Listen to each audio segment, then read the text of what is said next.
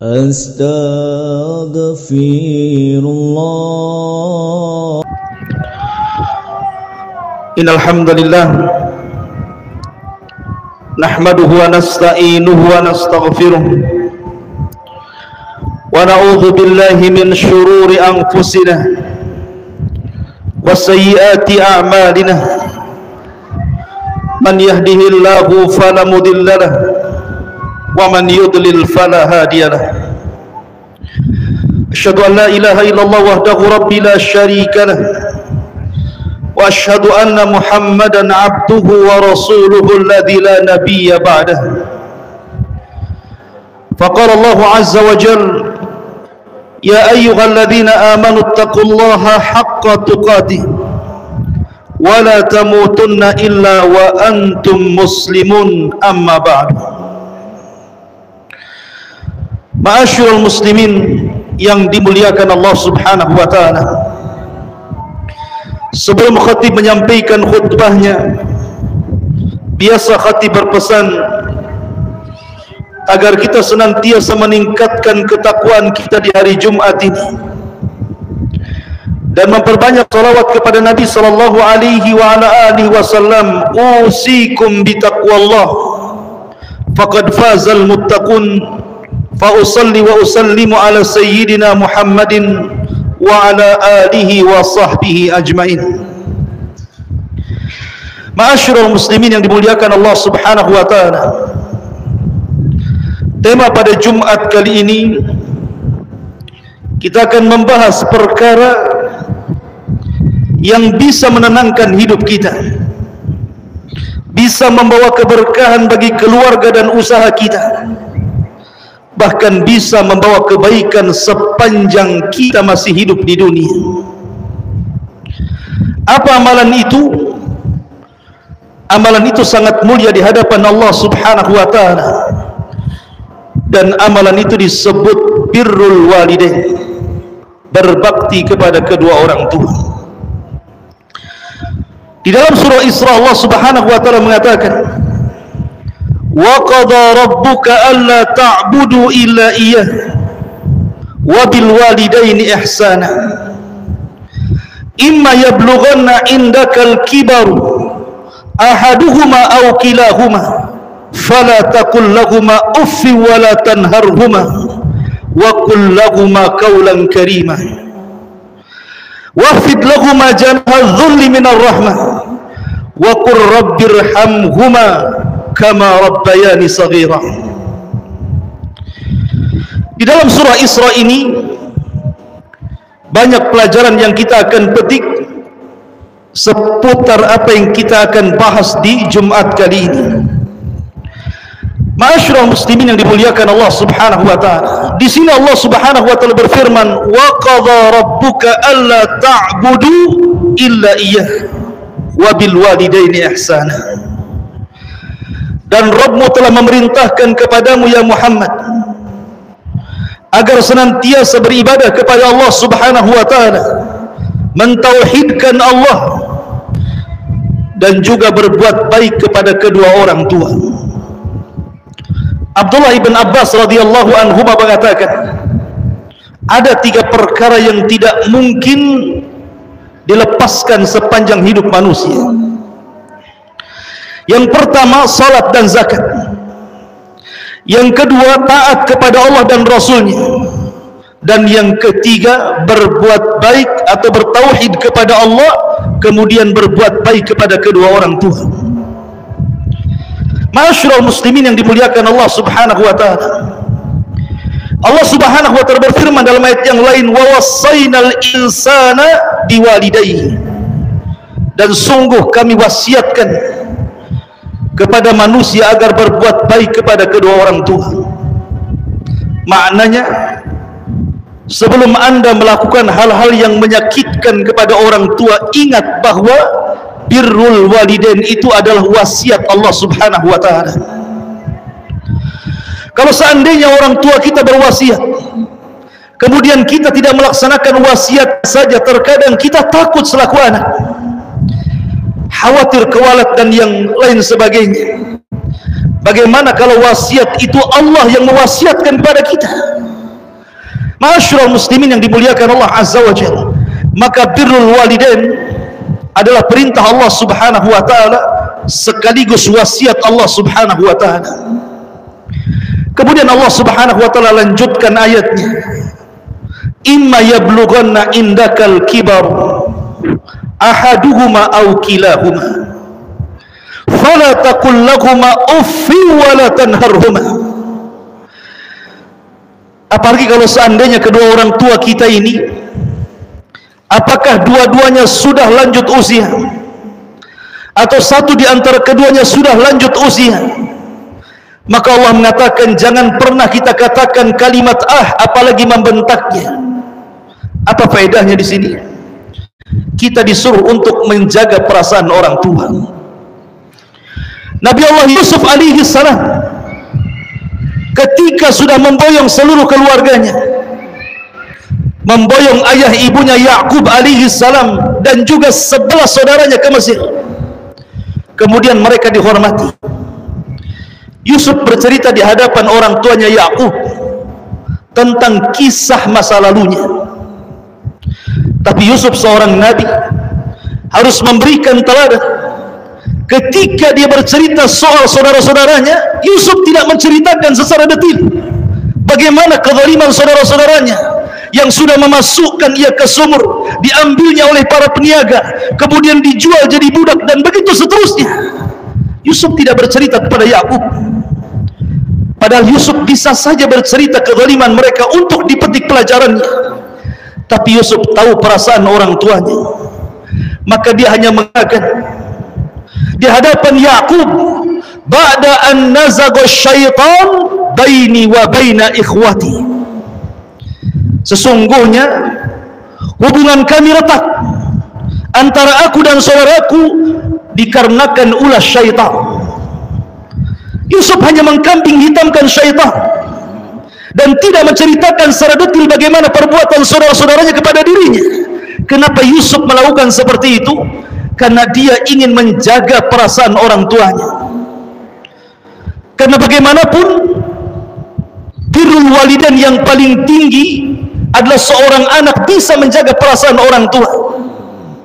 Kalau seandainya wanita pelacur di zaman Bani Israel memberi minum seekor anjing yang najis untuk memasukkan kesenangan kepada seekor anjing dimasukkan ke dalam surga, bagaimana seorang anak yang memasukkan kebahagiaan kepada hati orang tuanya tentu melebihi pahala seorang pelacur yang memberi kebahagiaan kepada seekor anjing. Dahulu Abu Hanifah pernah ditanya oleh ibundanya, ya Nu'man, sesungguhnya ibundamu memiliki soalan-soalan, tolong jawab. Tetapi Abi Hanifah mengatakan, tidak wahai ibunda, kita akan datang kepada Zur'ah al-Wa'id, kita akan bertanya kepada dia. Akhirnya kemudian Abu Hanifah datang kepada Zur'ah al-Wa'id dan mengatakan, ya Zur'ah, ibundaku bertanya soal sesuatu, tolong jawab. Kata Zur'ah al-Wa'id, ya Abu Hanifah, engkau guruku, engkau imamku, engkau yang berhak menjawab pertanyaan orang tuamu. Kata Abu Hanifah, sudah jawab saja wahai Zur'ah al-Wa'id. Kemudian kata Zur'ah al-Wa'id, ya Abu Hanifah, kira-kira apa pertanyaannya dan apa jawabannya? Maka Abu Hanifah kemudian menjelaskan pertanyaannya dan memberikan jawabannya. Kata Abu Hanifah, nanti kalau ibundaku datang, jawablah seperti ini wahai Zur'ah. Ketika ibundanya datang bertanya, maka Zur'ah pun menjawab persis seperti yang dikatakan Abu Hanifah kepada dirinya. Kemudian Abu Hanifah ditanya, kenapa anda melakukan seperti itu wahai Abu Hanifah? Maka Abu Hanifah membawakan surah Al-Isra dan mengatakan, karena Allah Subhanahu wa taala berfirman, wahfid lahuma janaha dzulli minar rahmah, dan hendaklah rendahkan diri kalian di hadapan kedua orang tua kalian. Kalau seandainya aku jawab pertanyaan orang tuaku, sama saja aku menjadi guru bagi mereka. Sama saja aku mengangkat suaraku di hadapan suara mereka, dan aku tidak hendak mengangkat suaraku di atas suara ibuku, karena ini bagian ketidaksopananku kepada dia. Lihat bagaimana Abu Hanifah memberikan contoh kepada kita agar kita menjaga perasaan orang tua kita. Makanya Allah Subhanahu wa taala mengatakan, "Fala taqul lahuma uffin wa la tanharhuma." Jangan katakan kepada orang tua itu kalimat apalagi sampai membentaknya. Ma'asyiral muslimin yang dimuliakan Allah Subhanahu wa taala.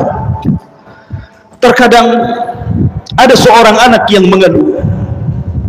Setelah dia dewasa, dia teringat dan terkenang bagaimana perbuatan orang tuanya kepada dirinya. Boleh jadi mungkin orang tuanya kurang mendidiknya. Boleh jadi kemudian orang tuanya menelantarkan dirinya. Boleh jadi mungkin orang tuanya tidak pernah memberikan tempat, makanan ataupun minuman yang layak kepada dirinya. Akan tetapi, jangan sampai kalau seandainya orang tua gagal mendidik kita, gagal pula kita berbuat baik kepada mereka. Jangan sampai kemudian orang tua yang tidak sanggup ataupun menelantarkan kita sedari kecil, kemudian kita sudah sukses dan kaya, kemudian kita berlaku sama kepada mereka. Demi Allah, janganlah membalas api dengan api, dendam dengan dendam. Karena sesungguhnya semua ada akibatnya. Kalau seandainya kita hari ini tidak berbuat baik kepada orang tua kita, jangan salahkan anak-anak kita kalau tidak berbuat baik kepada kita. Karena Rasul yang mengatakan, tabarru aba'akum tabarrukum abna'ukum. Berbuat baiklah kalian kepada orang tua kalian, kelak anak-anak kalian akan berbuat baik kepada kalian. Ma'asyiral muslimin yang dimuliakan Allah Azza wa Jalla, kalau sekiranya kita tidak bisa menyenangkan mereka, jangan pula menyusahkan mereka. Kalau sekiranya kita tidak bisa membuat tertawa mereka, jangan pula kita membuat tangis mereka. Di zaman Nabi SAW, datang seorang laki-laki kepada Nabi SAW dan mengatakan, "Alhiqni bil jihad ya Rasulullah." Rasul, libatkan aku dalam jihad. Nabi SAW tidak bertanya soal skill jihad orang ini. Rasul tidak bertanya kepada laki-laki ini, bisa apa engkau dalam jihad? Bisa main pedang, bisa main tombak, bisa berkuda?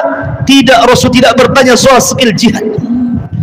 Tapi Nabi SAW bertanya, ahayyun walidaik, masih hidupkah kedua orang tuamu? Sudah dapat izinkah dari kedua orang tua sehingga engkau hendak terlibat jihad di sini? Laki-laki ini mengatakan, ya Rasulullah, aku sudah meminta izin kepada orang tuaku, tapi orang tuaku menangis dan terpaksa melepaskan diriku. Maka Nabi SAW mengatakan, irji' fafihi mafajahid.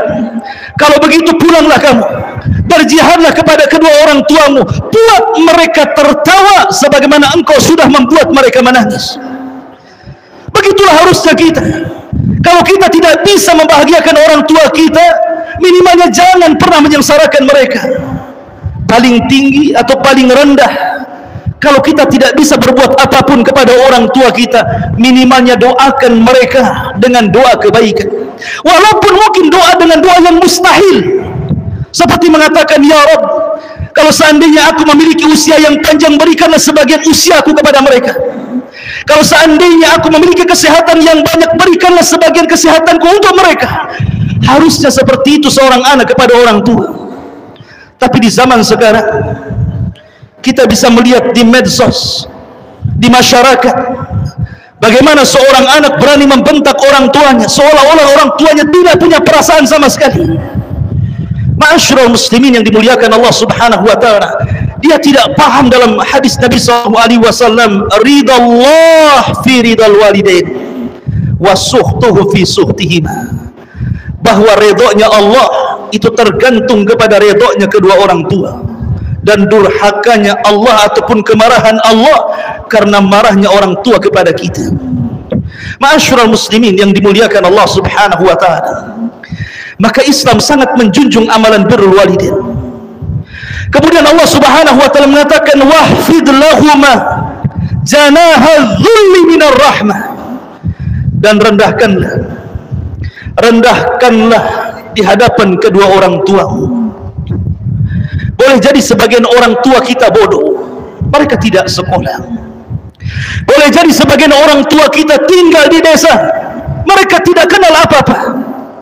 Dan kita yang sudah pindah hijrah ke kota, boleh jadi mungkin sekolah tinggi sampai ke luar negeri, tetapi tetap saja Allah Subhanahu wa taala mengatakan wahfid lahuma janahadzulli. Kita harus merendahkan kepada mereka. Sehebat apapun Anda, sekaya apapun Anda, setinggi apapun jabatan Anda, tetap Allah mengatakan wahfid lahuma janahadzulli minar rahmah. Rendahkan di hadapan orang tua. Masyaallah muslimin yang dimuliakan Allah Subhanahu wa taala. Terkadang ada seorang anak yang ingin membahagiakan orang tuanya. Dibawanya orang tua dari desa ke kota. Tetapi setelah sampai tinggal di rumahnya, justru orang tua sibuk mengurus cucunya, mengurus rumahnya, mengurus kebersihan rumahnya. Apa ini tidak durhaka kepada orang tua? Harusnya mereka disenangkan, dienakan. Apapun yang mereka minta selama tidak melanggar Allah Subhanahu wa taala dan Rasulnya, berikan kepada mereka. Jangan sampai terlontar dari mulut orang tua, lisan orang tua, nak tolong orang tuamu, bantu orang tuamu. Kalimat ini sangat menyakitkan orang tua. Karena sesungguhnya jabatan kita, harta kita, semua yang kita miliki itu semua milik orang tua, bukan milik kita. Rasul yang mengatakan, anta wa maluka li abik. Sesungguhnya hartamu, bahkan dirimu milik orang tuamu. Harusnya sebelum orang tua mengatakan tolonglah diriku, bantulah diriku, kita katakan, Bu, Pak, apa yang bisa kami bantu? Harusnya seperti itu. Ma'asyiral muslimin yang dimuliakan Allah Subhanahu wa taala. Karena baik ibu ataupun bapak sudah memiliki tugas masing-masing kepada anaknya yang tidak dimiliki satu dunia manusia. Seorang ibu, Nabi sallallahu alaihi wasallam ditanya, "Ya Rasulullah, man ahaqqun nas bi husni sahabati?" Rasul, siapa manusia yang paling aku utamakan untuk berbuat baik kepada dia? Maka Rasul mengatakan, ummuka, ibumu. Kemudian sahabat ini bertanya, siapa lagi wahai Rasul? Maka Rasul mengatakan, ummuka, ibumu. Kemudian bertanya lagi, siapa lagi wahai Rasul? Maka Rasul mengatakan, ummuka, ibumu. Kemudian siapa lagi wahai Rasul? Kemudian Rasul mengatakan, abuk, bapamu. Kenapa Nabi SAW mengulang 3 kali? Karena seorang ibu memiliki 3 tugas yang tidak dimiliki manusia satu dunia, dan itu hanya dimiliki seorang ibu. Pertama, seorang ibu mengandung. Tidak ada manusia yang mengandung kecuali seorang ibu. Yang kedua, melahirkan. Tidak ada yang melahirkan di dunia ini kecuali seorang ibu. Kemudian menyusui. Tidak ada di dunia yang menyusui kecuali seorang ibu. Makanya Rasul mengatakan, ummuka. Adapun tugas bapak adalah memberikan nafkah kepada anak-anaknya.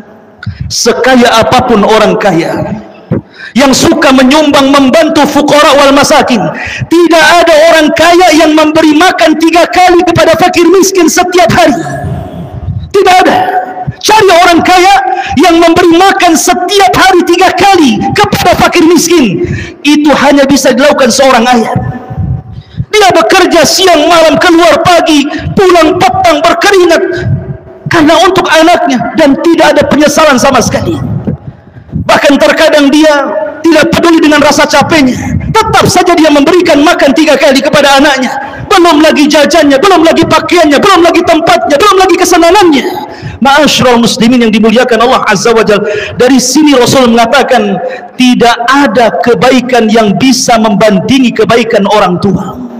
Tidak ada.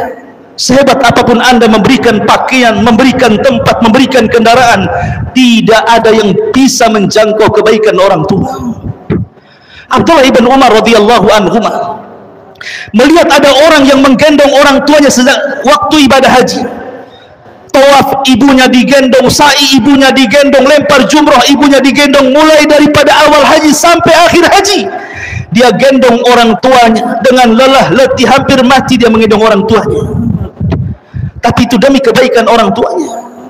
Kemudian dia datang kepada Abdullah ibn Umar radhiyallahu anhu bertanya, "Ya Abdullah ibn Umar, cukupkah aku berbuat baik kepada orang tuaku?" Kata Abdullah ibn Umar, "La, tidak. walaupun satu hentakan napas orang tua melahirkan kamu, apa yang kau perbuat belum sebanding dengan kebaikannya. Ma'asyiral muslimin yang dimuliakan Allah Subhanahu wa taala, maka rendahkanlah kita di hadapan orang tua. Jangan pernah menonjolkan jabatan di hadapan orang tua. Jangan pernah menonjolkan kekayaan di hadapan orang tua. Jangan menonjolkan kecerdasan di hadapan orang tua. Ingat, dulu kita bodoh, orang tua yang membuat kita pintar. Dulu kita miskin, orang tua yang membuat kita kaya. Dulu kita bukan siapa-siapa, orang tua yang membuat kita menjadi pejabat. Sebab kalau bukan karena Allah, kemudian dua orang tua, anak ini siapalah anak? Kalau seandainya di waktu bayi anak ini tidak diberi makan, orang tuanya 3 kali sudah mati, sudah tidak pernah akan hidup lagi di dunia. Adanya kita karena adanya orang tua. Dan itu semua takdir dari Allah Subhanahu wa taala. Makanya Allah mengatakan, wahfid lahuma janaha dzulli minar rahmah wa qul rabbirhamhuma kama yarabbayani shaghira. Dan katakan, rabbirhamhuma, ya Allah, rahmati orang tuaku, berikan kasih sayang kepada orang tuaku. Allah tidak mencukupkan memerintahkan kita berdoa seperti itu, tapi Allah Subhanahu wa taala mengingatkan akan memori masa kecil kita dengan orang tua. Dan Allah katakan, kama rabbayani shaghira, sebagaimana dulu orang tua saya telah merawati aku sedari kecil, kata Allah. Kata para ulama, minimal standar anak itu dikatakan anak soleh adalah mendoakan kebaikan orang tuanya. Itu minimal standar kebaikan anak itu dikatakan anak soleh apabila setiap hari kita mendoakan orang tua kita. Makanya ma'asyiral muslimin, saya nasihatkan kepada anda, kalau memang orang tua anda bersama kalian, atau mungkin orang tua kita jauh dari kita, setiap hari hubungi mereka. Bukankah komunikasi lebih mudah zaman dulu dibandingkan zaman sekarang? Apa susahnya setiap pagi kita menelpon orang tua, membuat tertawa dulu orang tua, baru kita bekerja. Demi Allah, siapapun yang melangkahkan kakinya setelah dia mendapatkan senyum dan juga ketawa orang tua, tidak akan kehidupannya dilanda musibah sepanjang hayatnya. Karena dia berjalan di atas keridhaan Allah Subhanahu wa taala. Karena ridhonya Allah ditentukan dengan redhonya orang tua. Aqulu ma tasma'un, aqulu qauli hadza wastaghfiru, innahu huwal ghafurur rahim.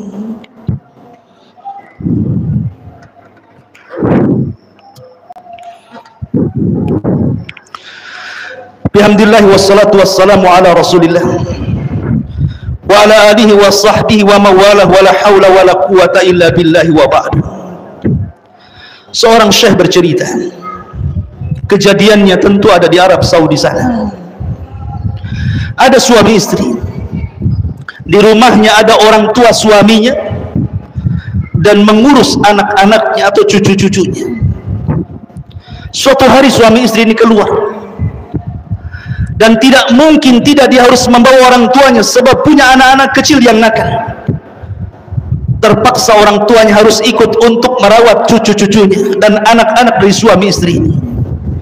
Berangkatlah 3 orang ini, suami istri dan orang tuanya serta anak-anaknya ke pasar untuk membeli emas. Sesampainya di pasar, turunlah suami istri ini ke toko emas, dan orang tuanya dibiarkan merawat cucunya supaya tidak. Berangkatlah suami istri ke toko emas, kemudian tawar-menawar harga, dan sudah disepakati, anggap saja harga emas itu 100 juta. Karena lamanya, akhirnya orang tua ini melihat anak cucunya mulai menangis, mulai rewel, mulai nakal. Dia berpikir supaya keluar dari mobil, kemudian diperlihatkan orang tuanya supaya dia. Keluarlah orang tua ini bersama cucunya supaya diperlihatkan orang tuanya. Masuklah kemudian ke toko emas tadi. Rupanya orang tua ini melihat ada cincin, bukan dari emas, dia cincin-cincinan, cincin dari besi. Diambillah, kemudian ditanya, ini berapa harganya? Maka toko emas mengatakan, ini hanya 5 rial saja. Berapa 5 rial? Sangat murah sekali. Akhirnya kemudian diambil, dan orang tua ini mengatakan, nanti bayarnya orang itu yang membayar itu anak saya. Keluarlah orang ini, ibu ini dengan cucunya menunggu di luar toko emas. Ketika sang suami istri hendak membayar emas yang dibelinya, seharga 100 juta. Tiba-tiba pemilik toko mengatakan ini uang masih kurang. Kemudian dia mengatakan, bukankah harga emasnya tadi sudah kita sepakati 100? Iya, tapi ada orang tua membawa anak kecil, dia membawa cincin harganya 5 real. Berapa 5 real? Tiba-tiba anak ini emosi. Kemudian dia keluar mencari ibunya. Kemudian setelah ibunya mengatakan di hadapan ibunya dan membentaknya di hadapan pemilik toko emas dan mengatakan, orang sudah tua ngapain kau pakai cincin? Sini cincinnya. Diambil cincin itu kemudian dilempar ke tong sampah. Orang tua ini menangis. Kemudian membawa cucunya dan masuk lagi ke dalam teannya. Kemudian sang istri mengingatkan suaminya dan mengatakan, wahai suamiku, lima sana, kenapa kau melakukan itu kepada orang tua? Akhirnya dia sadar. Diambilnya cincin-cincinan itu, kemudian dia mengarah kepada kendaraannya, kemudian memberikan kepada orang tuanya. Tapi orang tuanya mengatakan, wahai anakku, karena engkau sudah membunuh rasa kesenanganku. Aku tidak hendak merugikanmu, nak. Aku hanya ingin senang sebagaimana wanita-wanita mereka memakai cincin dan gelang emas. Aku hanya mengambil cincin-cincinan, bukan cincin beneran. Tapi karena engkau sudah membunuh kebahagiaanku, kesenanganku, wallahi ma albasu khataman ma dumtu hayyan. Demi Allah, aku tidak akan memakai gelang emas selama aku masih hidup.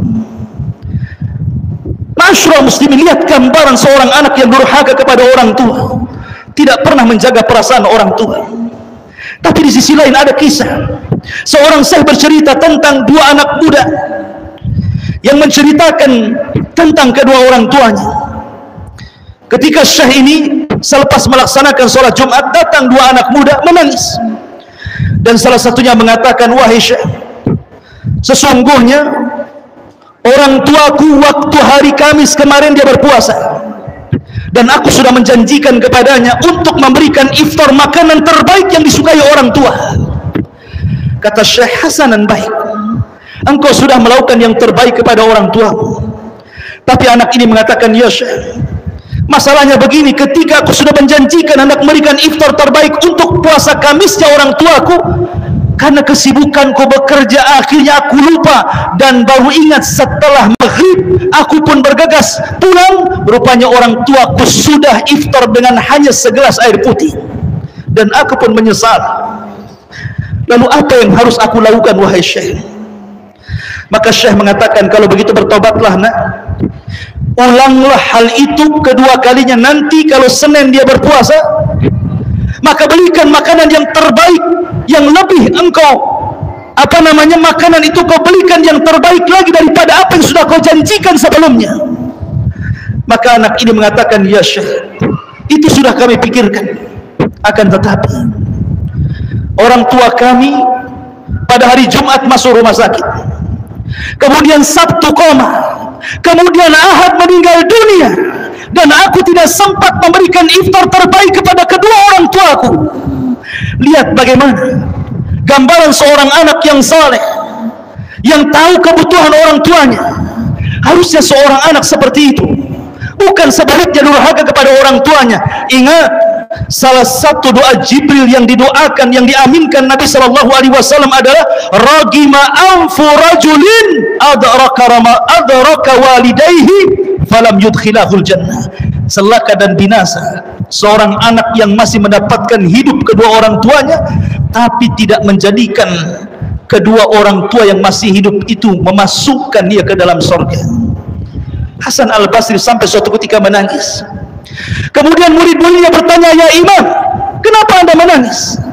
Kemudian Imam Hasan al-Basri mengatakan, celaka engkau, kemarin aku masih memiliki dua pintu menuju surga. Sekarang salah satu pintu sudah tertutup. Maknanya salah satu orang tuanya sudah meninggal dunia. Bagaimana kalau seandainya dua-duanya meninggal? Berarti tertutuplah dua pintu surga selama kita hidup di dunia. Maka bagi anda yang punya orang tua, ini masih mau lebaran, silaturahim kepada mereka. Bagi yang sudah meninggal, doakan ampunan agar Allah Subhanahu wa taala mengampuni dosa-dosa mereka dan mengangkat derajat mereka di hadapan Allah Subhanahu wa taala. Innallaha wa malaikatahu yusalluna 'alan nabi Ya ayyuhalladzina amanu sallu alaihi wa sallimu taslima. Allahumma ighfir lil muslimina wal muslimat wal mu'minina wal mu'minat al ahya'i minhum wal amwat innahu qaribun mujibud da'wa ya qadiyal hajat. Allahumma nas'aluka al jannah wa ma qarraba ilaiha min qawli wa amal wa na'udzubika min sakhatika wan nar. Allahumma inna nas'aluka al huda wat tuqa wal afafa wal ghina. Allahumma nas'aluka khaira ajilihi wa ajili ma alimna minhu wa ma lam na'lam. Rabbana la tuzigh qulubana ba'da idh hadaytana wa hab lana min ladunka rahmatan innaka antal wahhab. Rabbana atina fid dunya hasanah wa fil akhirati hasanah wa qina adzaban nar. Ibadallah, innallaha ya'muru bil adli wal ihsan wa ita'i dzil qurba wa yanha 'anil fahsya'i wal munkari wal baghi ya'idukum la'allakum tadhakkarun. Qumu lis salatil jum'ah rahimakumullah.